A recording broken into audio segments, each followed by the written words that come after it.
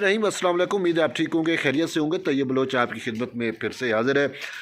जी, फैसला कुन दिन जो है वो आन पहुंचा है।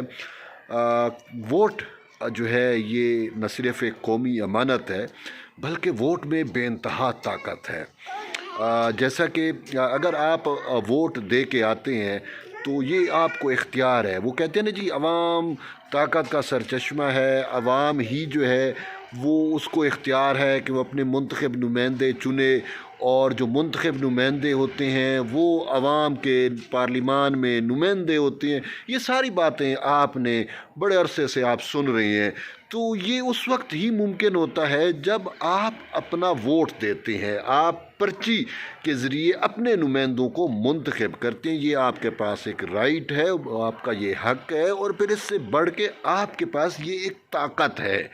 आप अगर अपने वोट को समझ बूझ के साथ सही तौर के ऊपर इस्तेमाल करें तो उसके ज़रिए जो है वो आप अपने मुल्क की तकदीर बदल सकते हैं। देखिए, इस वक्त जो भी पार्टियां मैदान में हैं, आप हर पार्टी ने अपना मंशूर दिया हुआ है, हर पार्टी का अपना एक मुद्दा मकसद है।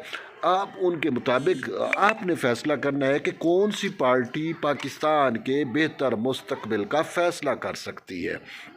माजी का भी रिकॉर्ड आपके सामने है सारी पार्टियों का।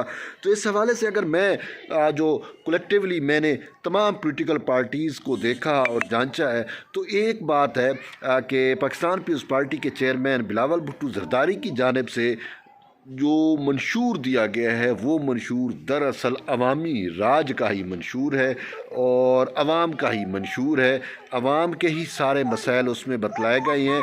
वो जो 10 नुकात है या 10 पॉइंट्स हैं जिसको बिलावल भुट्टो ज़रदारी के 10 इनकलाबी 10 नुकात इनकलाबी एजेंडा भी कहा जाता है, अगर उसको मद्देनज़र रखा जाए तो उसमें सरकारी मुलाजमीन की तनख्वाहों में इजाफ़ा, यानी डबल तनख्वाह का हो जाना, और फिर उसके बाद जो है वो रोज़गार के मौक़े फ़राहम करना, फिर मुफ्त बिजली की फ़राहमी, तिब्बी सहूलियात, मज़दूर कार्ड, किसान कार्ड, सब्सिडी जो फर्टिलाइज़र कंपनीज़ को दी जाती है वो किसानों को देना, बराह रास्त किसानों को देना, और इस तरह के और भी इनकलाबी जो हैं वो एजेंडा है, और उसको बिलावल भुट्टो ज़रदारी ने अवामी मुआशी मुआहदे का नाम दिया है। और वैसे भी बेसिकली अगर हम देखें तो ये पाकिस्तान पीपल्स पार्टी ही है जिसने अवाम के सोशल वेलफेयर से मुतल्लिक जो है वो हमेशा इसको फोकस भी रखा, इस हवाले से इक़दामात भी किए, इस हवाले से जो है वो बल्कि कुर्बानियाँ तक भी उन्होंने इसी मकासद के लिए दी हैं। तो अब ऐसी सारी सूरत हाल के अंदर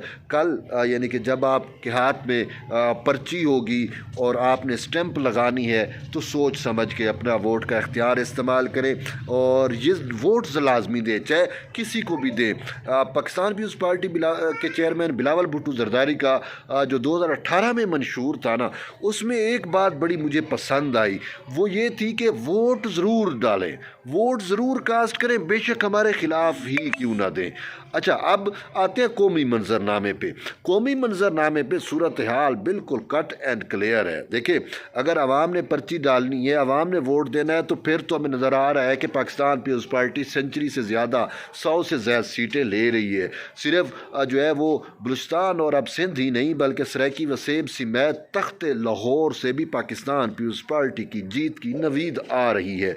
अब दूसरी तरफ अगर पाकिस्तान मुस्लिम लीग नून, ये इस टाइम दो बड़ी पार्टियां जो है वो मद्दे मुकाबल है, पाकिस्तान मुस्लिम लीग नून और पाकिस्तान पीपल्स पार्टी, और इन दो पार्टियों में दोनों में वाज़ेह फ़र्क ये है कि पाकिस्तान पीपल्स पार्टी ने जिस तरीके से इलेक्शन को सीरियस लिया, नून लीग ने उस तरीके से सीरियस या संजीदगी का मुजाहरा नहीं किया।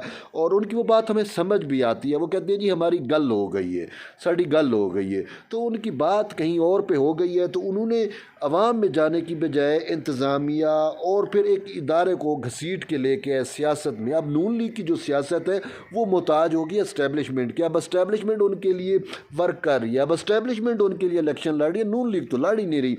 इसी वजह से नून लीग ने जो है वो पंजाब के अलावा तो कहीं निकले ही नहीं सकी। کہیں پہ بھی نہیں گئی. ہمیں خیبر پختونخوا میں، بلوچستان میں، سندھ میں کہیں پہ نون لیگ کا کوئی جلسہ، کوئی ریلی، کوئی ایسی چیز صورتحال ہی نظر نہیں آتی. پنجاب میں بھی جو ان کا فوکس تھا وہ بھی عوام ان کے لیے خاطر خواہ نہیں نکلی. تو اسی وجہ سے میں کہہ رہا ہوں، یا میری انڈرسٹینڈنگ بھی یہی ہے اور لوگ بھی یہ کہہ رہے ہیں کہ اگر نون لیگ کو انتظامیہ کی سپورٹ حاصل نہ رہی تو یہ 60 سیٹیں بمشکل ہی نکال پائے. یہ تو خود نون لیگ کی اپنی ورکنگ ہے کہ یار اگر انتظامیہ کے بغیر بھی ہم الیکشن لڑیں تو 40 سے 50 سیٹیں نکل آئیں تو ہماری عزت رہ جائے گی، ورنہ ہمارے پارٹی ختم ہو جائے گی. یہ تو نون لیگ کی اپنی کیلکولیشن ہے. تبھی نواز شریف جو ہے وہ شاید حقیقت پسند سیاستدان بن گئے ہیں. انہوں نے اپنا نظریہ، انہوں نے جمہوریت، انہوں نے میثاق جمہوریہ سب کچھ دفن کر کے دوبارہ جو ہے وہ اسٹیبلشمنٹ کی گود میں بیٹھ گئے ہیں. جو پی ٹی آئی 2018 میں جو طریقہ کار اس نے اڈاپٹ کیا اقتدار میں آنے کے لیے، وہی طریقہ کار جو ہے وہ ہمارے میاں صاحب کی جانب سے اڈاپٹ کیا گیا. اور میاں صاحب جو ہیں اس کو کہتے ہیں جی 40 سالہ پرانا سیاستدان. اور افسوس سے یہ کہنا پڑ رہا ہے کہ پنجاب کے اندر بھی جب ان کو پاکستان پیپلز پارٹی کی جانب سے سخت مزاحمت کا سامنا کرنا پڑ رہا ہے تو انہوں نے گلو بٹوں کو جو ہے وہ متحرک کر دیا ہے، پنجاب پولیس کو متحرک کیا ہے، اور پاکستان پیپلز پارٹی کے سرائیکی وسیب سے متعدد جو ہے وہ جو کارکن ہیں، جو جیالے ہیں، اور خاص کر جو پولنگ ایجنٹس ہیں پاکستان پیپلز پارٹی کے مظفر گڑھ میں، ڈیرہ غازی خان پہ اور بہاولپور خانپور اس سائڈ پہ، ان سب کو جو ہے وہ گرفتار کیا گیا ہے. 100 سے زائد لوگ گرفتار کیے گئے ہیں.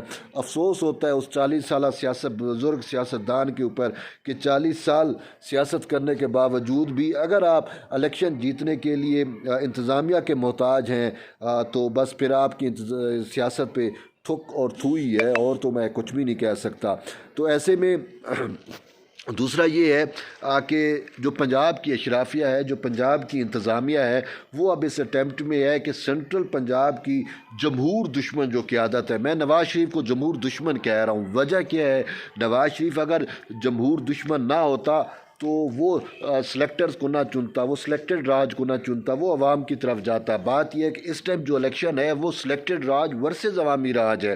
اب ان دونوں کا مقابلہ ہے. دیکھتے ہیں پاکستان پیپلز پارٹی عوامی راج قائم کرتی ہے یا نواز شریف کے ذریعے اسٹیبلشمنٹ جو ہے وہ سلیکٹڈ راج قائم کرتی ہے. اب یہ صورتحال ہے. تو اسی بھی صورتحال میں ایک کریڈٹ بلاول بھٹو زرداری کو یہ جاتا ہے کہ انہوں نے انتہائی مؤثر کمپین کی. چاروں صوبوں میں وفاق کی علامت پاکستان پیپلز پارٹی نظر آئی. ایک پنجاب میں اگر بلاول صاحب جلسہ کر رہے ہوتے تھے تو بلوچستان میں ہمیں زرداری صاحب نظر آتے تھے، اور سندھ میں ہمیں بی بی آصفہ نظر آتی تھی. تو یوں وفاق کی جو علامت پیپلز پارٹی کو سمجھا جاتا تھا تو وہ اس الیکشن کمپین میں بھی نظر آئی. اور سب سے مؤثر یعنی اس سلیکشن کو الیکشن میں بدلا تو بلاول بھٹو زرداری نے ہے.